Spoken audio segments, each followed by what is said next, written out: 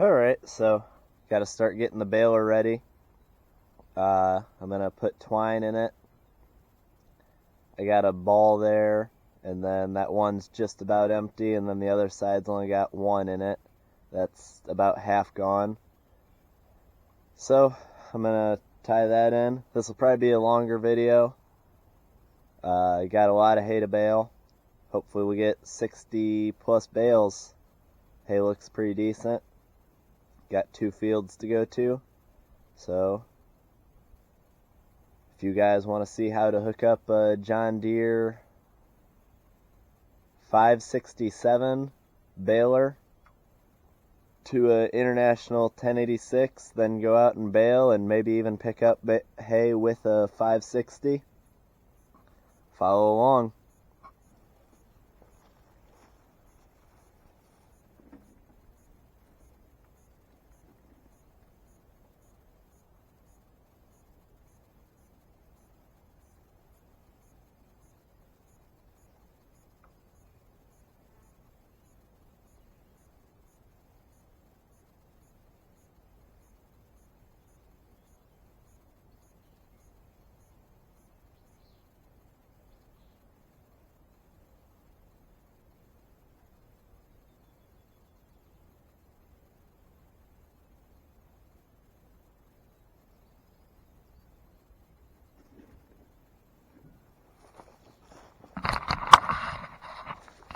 So you can see here, this is the spool that we're using out of now. It's just about empty.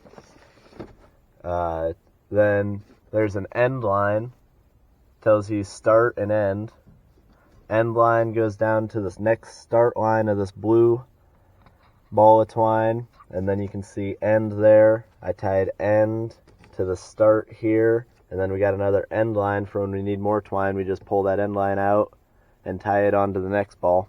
So I'm going to go put 2 more in the other side, and then got to unhook the 1086 from the Moco and hook it up to this, hook all the wiring up, PTO, hydraulics, and then we'll be ready to go bale.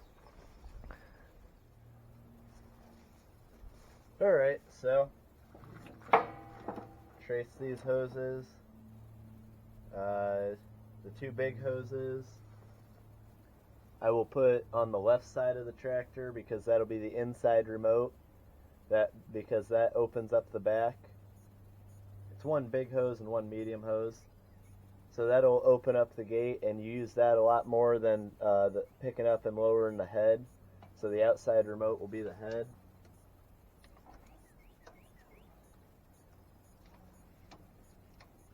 Get them in there. Turn them, flip the switches to turn them on. And the second ones, I got this one marked with tape, so it's the low one, bottom one. So get the little one in there, top one in there, flip those on. Then we got a bungee cord here. We'll run the bungee cord around. That way they can pull a little bit if they need it, but also it keeps them up off the ground and out of the tires and the 3-point and everything, and the PTO. We might have to adjust stuff once we hook the PTO up. This one has its own bungee cord. I think we gotta hook the PTO up though. There's ants in it. That's always nice. This is the small 1000 shaft, so it goes on the top. Oh man.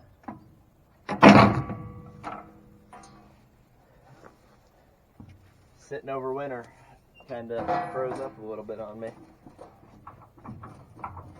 I have to tap that with a hammer.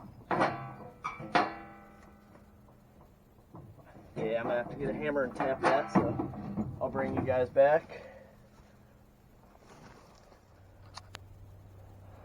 Alright, and by hammer I mean whatever random thing I find in the bed of my truck. It didn't take much, I just tapped it down, hit the head a few times, with this axe, and it came loose pretty easy. I greased it before last fall, or at the end of last fall, so it wasn't too bad. It just sat.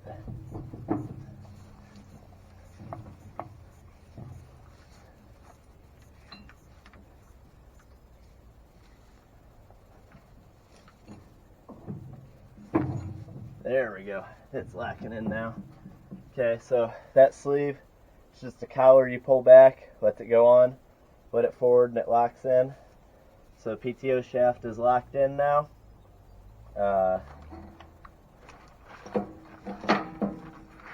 Then we got electrical connections here. Bring them around.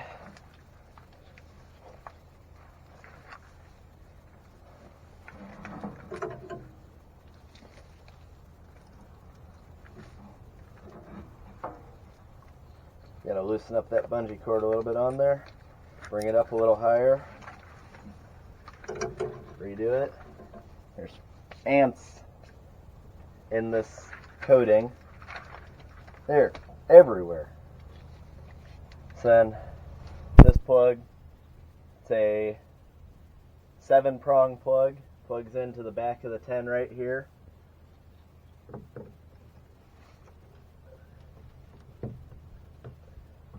Then it actually has a bump on the top, and the cap or lid, when you shut it, actually shuts that. Yeah, I'm going to have to adjust these hoses to make sure we keep them out of the PTO shaft. I think I rubbed it last year right there once, but that's not a big deal.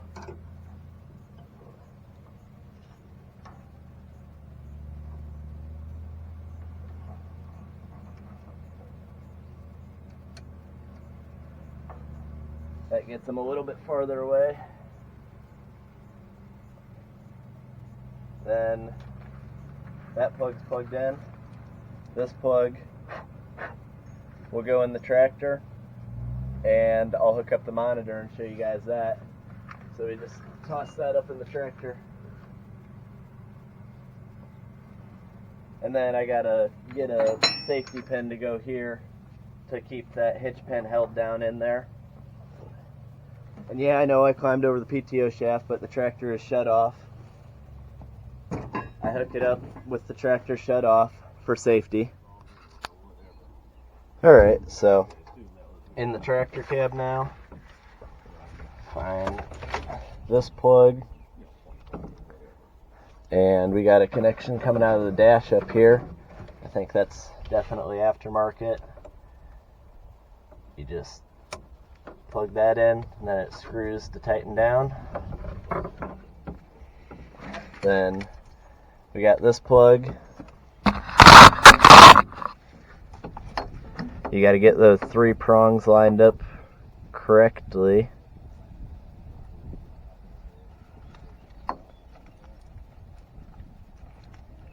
Kind of got to feel it.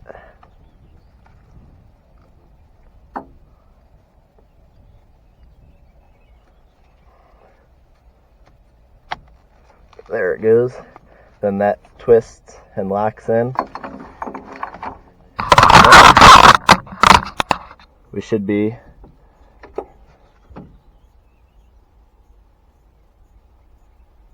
ready to go.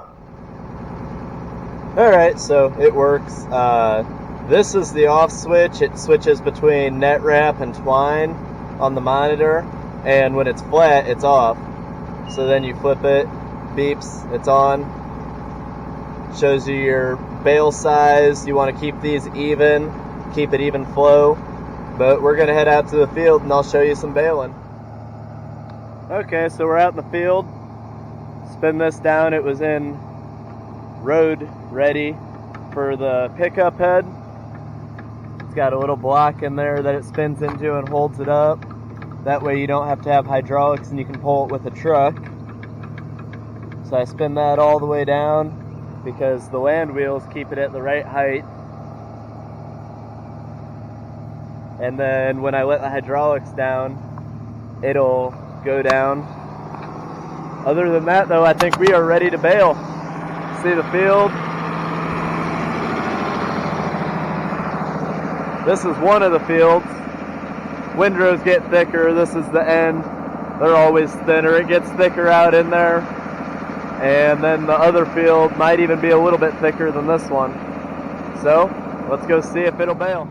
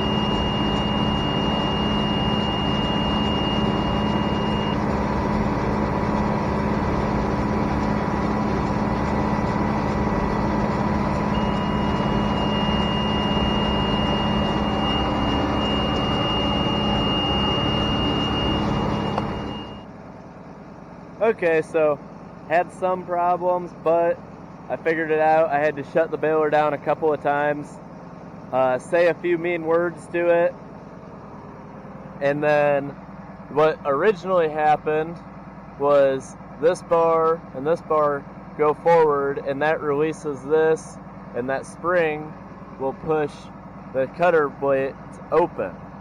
Well, the cutter blade didn't open, so this hit that, and then it was jammed up, so it just started giving me a bunch of error codes.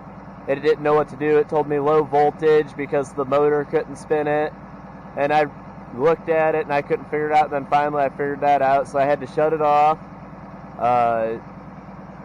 retract these manually with the remote, and it was still like kind of jammed in there. I had to pull on it and it popped off, and then that opened, and then I wrapped it and only the orange one was going. You can see these spin. I got them wrapped around there one time. Well, on that side, it got wrapped around behind it and tangled it. So and it snapped the twine. So I had to rerun twine through. So I had to shut it down again, get in there and run the twine through. And it's kind of a pain to get in there. So you extend it a little bit, and then you can get in there, but it's still a pain. But we made a bale, and it actually restarted 2 times with a bale in it. I wasn't sure if it would slip the belts, so I was real easy on it, but it restarted, no problem. And twines aren't the tightest because they're tight in the middle, I guess. But that's a good looking bale. It's round, pretty even, pretty flat. So, monitor's right. I might I don't know, there's twine there, twine out to here. Yeah, I don't. If you get much closer to the edge than where this twine is, it'll slip off the edge and make a mess when you're moving it. So, baler works now. Hopefully, I got everything freed up. That was the first bale of the year. Sat for a while. It's expected some stuff is going to rust over a little bit. That cutter blade rusted. So we're going to get going again. One nice thing about this baler is it has this kicker bar here. It when it comes open, it gets all the way open, and then that kicker bar kicks it out. So you don't have to stop and back up like with some of the older balers where it just dropped it out on the ground. That's essential for using this old equipment because it doesn't like to shift on a good day, let alone 60 times into reverse and then high gear. Right now I'm going about 5.5 miles an hour. I've gone a lot faster than that when rain is coming, but I want to take it easy for the first couple bales at least. And then I'll probably get up to about 6, and that'll be good. But first bale's done. Let's see if we can do it again. I'll try to get you some video of that kicker bar eventually.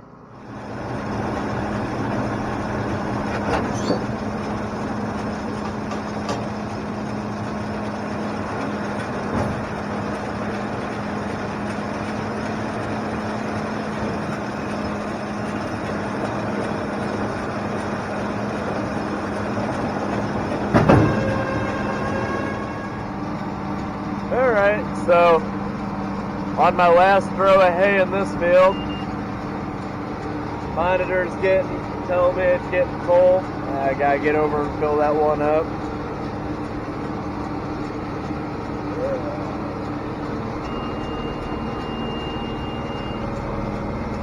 Yep, I got it full, so it should be a pretty even bale. We're going to 68 inches tall. This baler is capable of going up to 72 or 74, but when you stop, it always wraps a little bit more, so you get about 69 inches. 68.5 to 69 is pretty normal. It's wrapping right now. Now it's telling me to eject the bale.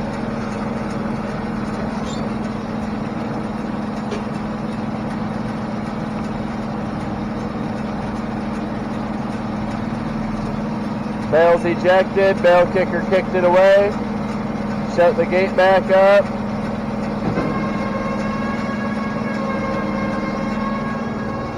Then we start going again. And when it gets hay, the numbers will start coming. Yep, we're at 22 and a half, 23 and a half, 24 and a half. It climbs pretty fast. We're in pretty good hay. It didn't do quite as good as I was hoping. I was kind of hoping for 25 bales. We're going to get about 21.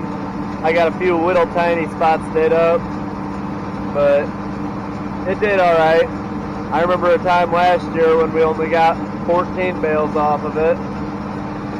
So finishing out that row got us to 49 inches. Then there's a little bit more hay over there. That'll probably get us to 55 or so. And then we'll go to the next field and finish off the bale. So just wanted to give you guys an update.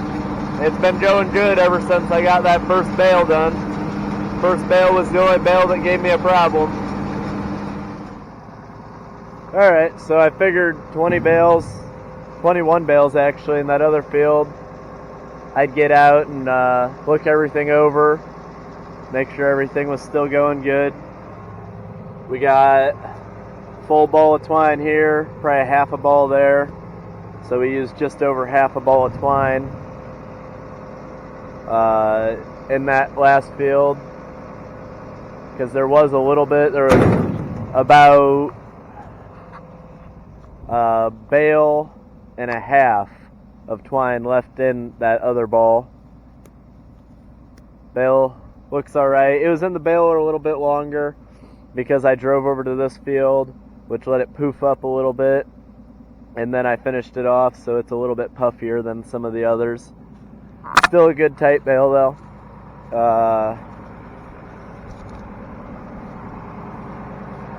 Everything's looking good though.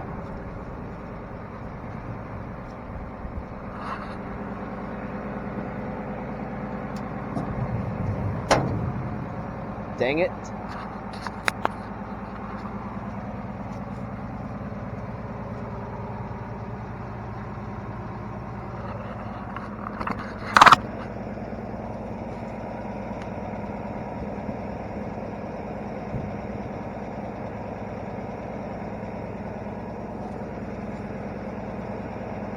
Got probably a quarter ball left of that ball, and then the full 2. So we'll have plenty of twine to finish out this field. But everything looks good in here. I don't smell anything getting hot, see anything looks unusual. So I guess we're going to go back to baling. This field doesn't look quite as thick as I thought it was, so I don't know how many bales we'll get out here. I don't think we're going to get quite as many bales today as I thought we would, but it's still a decent crop.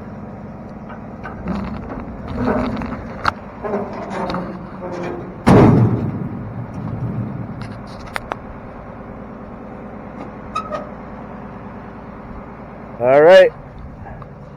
Talk to you guys if anything else exciting happens. I still get a kick out of these diagrams. Bale kicker will chase a bale after you and run you over, or it'll pick you up and throw you, I guess. So I made another bale, and then I realized I forgot I wanted to clean some stuff out. So I'm not a big fan of John Deere's locking system here. It just locks the hydraulics, so this can't fall on me. But we gotta trust it, I guess. I want to clean out in here. That's what tells it when it's locked in. And if you let a bunch of hay build up in there, eventually it'll quit telling you that it's locked in and beep at you and yell at you and tell you that the gate's open.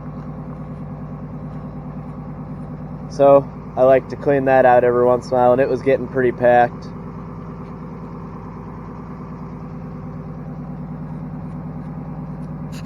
But that side's cleaned out some now.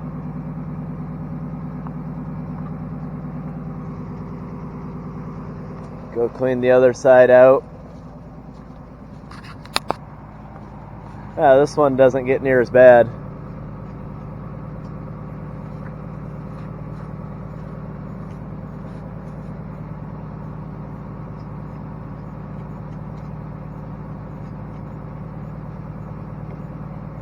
Just little stuff to make sure we keep going good. I like to say, otherwise the monitor will yell at me.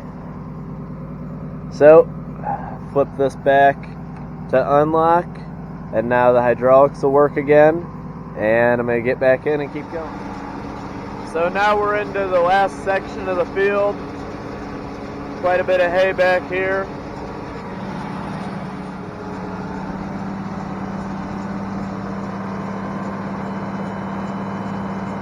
I think my brother hit a turkey there when he was mowing the hay. Not 100% sure. What do you guys think? It's starting to worry me out here a little bit, though. It's getting kind of dark up there. Kind of looking like rain. The wind's picking up. But luckily, I got 4 more rounds to go. We're at 34 bales. The 35th bale is just about done. We'll definitely be over 40. I was hoping for more like 50, but we'll take what we can get. There's the 35th bale. Bale number 35, see the slide? You can watch that little thing right there go back and forth. It tells you where the twine's at. That gauge right there tells you how big your bale is. That tells you that you have hydraulic pressure. See that twine just came back and cut off. Then all we do is grab this lever, pull it up, kick the bale out, Put it back down, keep going. See, 35. Alright, talk to you. I definitely have a feeling it might be a random shower here in a little bit. It just cooled off probably 15 degrees and all the naps came out. It actually is not, I mean, it's light over here, dark back there. I don't know how good that shows up on the camera. Dumping bale 38 now, but I think we'll get done before any real rain comes down. I got 2 rounds left to go. Which means if I get it done before it rains, it won't rain when I don't care. But if I don't, or it'll either start raining before I'm done or it won't rain at all. That's usually about how it works. We're probably only going to be right at 40 bales, which is about 20 bales per field. They're both about 8-acre fields. Not terrible. We'll take it. Alright, I just kicked the last bale out.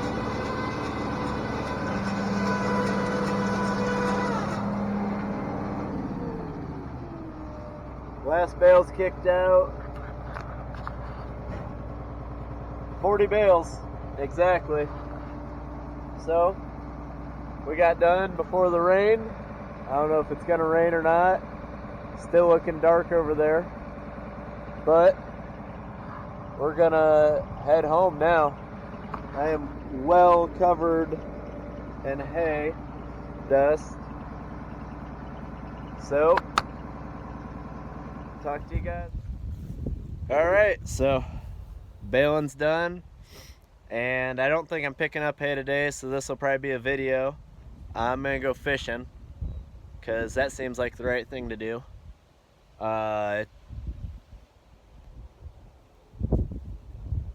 I just noticed there's no twine coming out of that one. That's a problem. But there was twine coming out of it on the last bale I wrapped. There's twine coming to there. Oh, okay. It